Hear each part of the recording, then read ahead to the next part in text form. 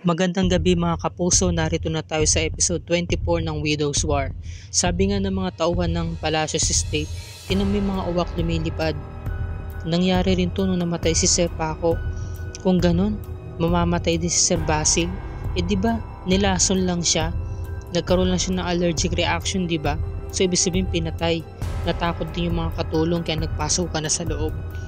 Napatanong yung isa sa mga tauhan na ng Palacios Estate, bakit nga naman ito papatayin si Sir Basil? Samantala, nahuli nga ni Edward itong si Sam. Sabi niya, akin na yung cellphone ko. Sa'yo ba to? Oo, akin yan. Ano ba kasing ginagawa mo rito? Ay, nahanap ko lang kasi ang ate George mo para damayan ko. Pagpasok ko rito, wala siya. Tapos nakita ko tong cellphone, kaya kinuha ko. Hindi ko akalain na sa'yo pala to. Umalis na nga tong si Edward para sagutin yung call. Ngayon, kinakapapa rin ni Sam kung nasasaan ang cellphone ni Basil, ngunit bigo siyang makita ito. Halos maloka-loka na nga siya para hanapin yung nawawalang cellphone. Samantalang ito namang si Jericho, hinahanap niya si Rebecca. Nakita niya yung isang peraso ng sandals ito. Sumunod ay humakbang siya at nakita niya ang kapareha nito. Sa di kalayuan ay natagpuan na rin niya si Ma'am Rebecca para painumin ng gamot. Ngunit nakita niyang umiiyak ito, nagluluksa at tila ba sinisisi ang kanyang sarili kaya dinamayan niya muna ito. Sabi niya, nandito ka lang pala Ma'am Rebecca. Jericho, sa tingin mo, ginawa ko to? Tingin ko talaga ako may kasalanan eh. Ito dinarowing ko. Halos kapares ng katulad kay Kuya Paco nung siya namatay. Diba kung makikita mo mayroong isang taong nakahiga, nakahandusay. Tapos ito yung glass wine niya. Si Kuya Basil yan. Nakita ko talaga yung pangyayari kaya iginuhit ko na lang. Diba totoo? Sa tingin mo ako talaga may kinalaman dito, sabi ni Jericho. Hindi totoo yan, Ma'am Rebecca. Hindi ikaw may gawa nito sa pagkamatay ng Kuya Basil mo. Wala kang kasalanan. Talagang sinisisi ni Rebecca yung sarili niya kaya siya umiiyak nung gabing yun. Napayakap na lamang siya kay Jericho at kinokomfort siya nito dahil nga ito ay nagluluksa at sinisisi ang sarili. Samantalang si Ruth naman ay nabalitaan niya na kay George na patay na ang kanyang manugang, samantalang si Francis ay ngumingiti. Pinagsabihan siya ng kanyang nanay na si Mercy na wag sana siyang pagtawanan dahil hindi nakakatawa ang nangyari sa kanila. Samantala nandudun din yung dalawang bantay ng Palacios Estate na patanong sila, bakit ba sunod-sunod ang mga namamatay sa Palacios? Sadya nga bang namamatay o pinapatay? Yun ang katanungan. Samantalang si George ay nagluluksa sa pagkamatay ng kanyang asawa at ito'y nasa loob ng morgue. Pinangako niya na hahanapin niya ang pumatay nito sa kanyang asawa. Nag-flashback sa kanya nag-throwback sa kanya yung mga pangyayari na sabay daw silang tatanda ni Basil. Ngunit sinabi niya sa kanyang asawa na andaya mo, wala ka man lang tinupad kahit kalahati sa mga sinabi mo. Ang sabi mo, sabay tayong tatanda. Ikaw lang talaga yung minahal ko. Pero ngayon iniwan mo ko. Hindi mo na nga ako binayaan ng anak. Tapos ngayon, namatay ka pa. Mag-isa na lang ako. Talagang todo yung iyak dito ni George. Samantala ito namang si Sam, pumasok siya sa loob ng morgue. Nakita niya na nagluluksa yung kanyang ex-best friend. Gusto niya itong damayan pero nagdadalawang isip siya kaya hindi niya nakinaya yung sitwasyon at lumabas na rin siya ng kwarto. Ngayon napapunta siya sa may nursing desk, sa may information, at tinanong niya isang nurse na sabi niya siya raw yung cousin-in-law ng namayapa. Gusto raw niyang kunin yung gamit. Ngunit sabi ng nurse, sorry po Ma'am Palacios, wala po kasing gamit yung pasyente. Ngayon, nung pumunta siya sa kabilang kwarto, nadat na niya rito si George na umiiyak. Kinuusap niya, George, sabi ni George, anong ginagawa mo rito? Nandito ka ba para pagtawanan ako? Alam ko na pumunta ka rito para makita mo na ako'y nagluluksa. Ginusto mo to, di ba? Dahil ikaw makasarili ka. Gusto mo mawalan din ako. Gusto mo malasin din ako kagaya mo. Sabi ni Sam, hindi totoo yan. George, namatayan din ako ng asawa. Yun na nga eh. Gusto mo, parehas tayo. Namatayan ka ng asawa, namatayan din ako ng asawa.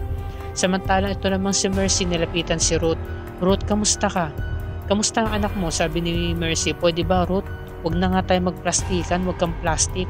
Alam ko naman na masaya ka na namatayan ng asawa yung anak ko, na namatay yung manugang ko. Huwag mong sabihin yan, Mercy, hindi. Totoo.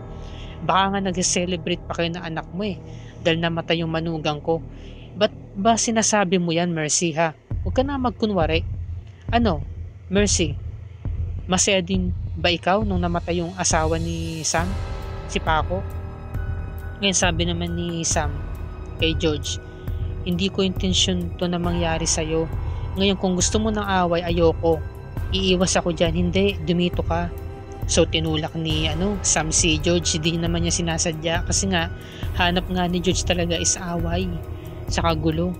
So tumayo na si George, sabi niya, tama nga sinabi mo. Gusto mo talaga makipag-away. So sinabunutan siya, kinaladkad siya rito. Ngunit napigilan, no, dahil dumating nga tong si Armando at sinabi nga na dumating na nga yung doktor para isiwalat yung resulta ng lab test, no? Yung ang autopsy na ginawa. So ito nga, tong si Ruth saka si Mercy talaga nag-away na, nagkasakitan na, nagtutulakan na sila rito. Inaawat sila ng dalawang gwardya.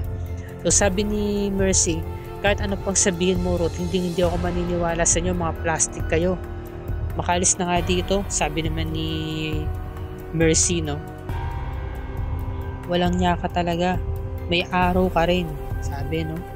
So ito na nga, dumating na nga itong sina George sa loob. Sabi niya, Sam, ano bang ginagawa mo rito? Wala ka ng papel dito. Ngunit umawat si Aurora. Sabi niya, George, ano ba itong sinasabi mo? Pero tanggol na naman yung kanyang manugang. Sam is still part of the family. She's sa Palacios too. At dala niya ang magiging apo ko, ang tagapagmana, no, ng Palacios Mining. So natigil si George, no? Talagang tumitiklop siya pagkaharap niya si Aurora. Ngayon dumating na nga tong doktor. Sabi ni George, huwag na po kayo magpaligoy-ligoy pa. Ano po ba nangyari sa asawa ko? So sabi ng doktor, ayon sa lab test, meron nakitang morphine na substance na naihalo dun sa wine na iniinom ng asawa mo. Morphine? Allergic siya dun. Allergic siya sa gamot na yun. Yun ang nagpa-trigger ng allergic reactions niya sa katawan. Sinong pumatay sa asawa ko? Sabi pa ng doktor. So meron pong foul play na naganap, di ba? So sabi nito ni George, talaga nag-hysterical na siya, nagwawala na siya. Mananagot ang taong may gawa nito sa lumaso sa asawa ko. Pagbabayarin niya may gawa nito. Kinumport siya ni Edward at lumapit ito. At umupo muna sila si Santabe. Samantala hindi rin makapaniwala si Galvan. Samantala ito naman si Aurora ay napatingin na lamang siya kay Sam habang ito'y tahimik at parang nanginginig si Sam, di ba? Dahil alam niya na sa kanya nanggaling yung morphine. So malaki ang kinalaman niya rito sa krimen. Meron talagang krimen na nangyari, di ba? Dahil sinadya.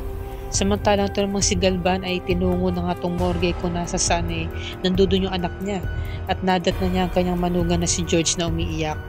Sabi naman ni Galvan, hindi raw niya kaya na makita ang kanyang anak na nandiyan dahil hindi pa siya handa, hindi pa niya matanggap na patay na talaga yung anak niya. Sabi naman ni George, nangako siya sa bangkay ng asawa niya na hahanapin niya kung sino man yung kriminal na naglason sa kanya. At sinabi niya sa kanyang father-in-law na nandito lang po ako, handa ko kayong damayan pa, kasama niyo ko. So niyakad niya si Galvan, no, na lumapit sa bangkay ng anak niya para kausapin ito sa huling sandali. Ngunit talagang nag-flashback kay Galvan, no, yung mga panahon na bata pa lamang si Basil, talagang nag-trigger yung sakit niya. Ngunit sabi ng doktor, malala na pala yung gamot. Nagkokos pala ito ng allergic reaction sa kanya. So hindi na ito tumatalab, kaya meron siyang alternatibong gamot na irereseta dito. So yung palang morphine is nagkukos pala yun ng sa kanya, no, allergic reaction, kaya nahirapang huminga si Basil, kaya siya namatay. So yun ang naalala talaga ni Galvan, kaya masyadong sensitibo kapag umaatake yung sakit niya, di ba? Masyadong delikado. Kaya hindi rin makapaniwala si Galvan na patay na talaga anak niya. So napatanong siya kay George, sabi, sino pumatay sa anak ko? Magbabayad siya. Pagbabayarin niya lahat ng to. At dito na po nagtatapos ang review Enlika para sa gabing ito, mga kapuso. Pakatutukan natin bukas, August 25, araw ng Biyernes. Sinisisi ni Galvan si Aurora dahil nakatitiyak siya o talagang malakas ang kutob niya na may kinalaman ito sa pagkamatay ng kanyang anak. Dahil nga naman patay na nga yung kanyang anak, iniisip pa rin ni Aurora yung kumpanya, 'di ba? Kailangan daw maging maingat si Sam sa kanyang kinikilos dahil buntis siya. Dinadala pa naman daw niya yung tagapagmana ng Palacios Mining. Samantala, nagkakaroon na sila ng speculations, no? Nagsisimula na yung kanilang haka-haka na kung sino ba talagang pumatay kay Basil. Ito nga ba'y may kinalaman itong si George sa pagkamatay ng kanyang asawa? Dahil meron ditong pinakita, no, na meron din palang tinatagong lihim itong si George. Sino kaya yung katawagan niya nung gabing yun? Meron daw siyang ipagagawa. Ano kaya yun? Yan ang pakatutukan natin bukas ng gabi, mga kapuso. Maraming salamat po sa inyong panonood, at kung bago ka pa lamang sa aking channel, isubscribe mo na ang channel na to para lagi ka updated sa Widow's War at sa iba pang programa ng GMA Network. Maraming salamat po, and God bless us all.